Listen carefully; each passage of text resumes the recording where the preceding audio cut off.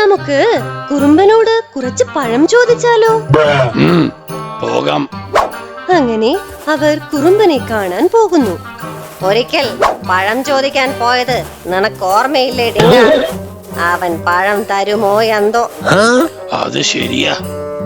നടന്ന് നടന്ന് അവർ കുറുമ്പനുള്ള സ്ഥലത്തെത്തുന്നു. കുറുമ്പ, ഇങ്ങനെ ഒറ്റയ്ക്ക് പഴം തിന്നല്ലേ, ഞങ്ങൾക്കും കൂടി തായോ.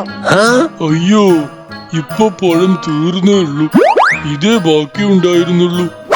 ഇവൻ കള്ളനാ, നുണ പറയുകയാവും. അപ്പോ ഇനി എന്ത് ചെയ്യും? പഴമൊന്നും കിട്ടാനില്ല. ഇനി എന്തു ചെയ്യുമെന്ന് എനിക്കറിയില്ല. എങ്കിൽ നമുക്കെല്ലാവർക്കും കൂടി ഈ കാടിന്റെ പടിഞ്ഞാറ് വശത്ത് പോയി വല്ലതും കിട്ടുമോ എന്ന് നോക്കാം. എന്തു പറയുന്നു? ശരി ശരി.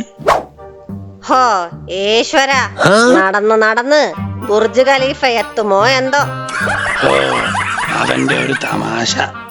പോകുന്ന വഴിയിൽ അവർ മണിയൻ എന്ന ഒരു നായക്കുട്ടിയെ കാണുന്നു.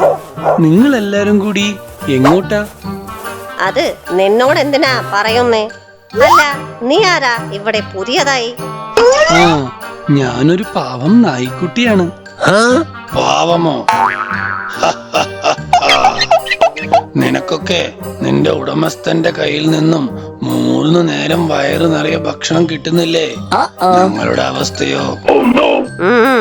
അതെ അതെ, ഈ കാട്ടിൽ വല്ലതും കിട്ടുമോ എന്ന് തിരഞ്ഞുകൊണ്ടിരിക്കുകയാണ്. അതൊക്കെ ശരിയാണ്.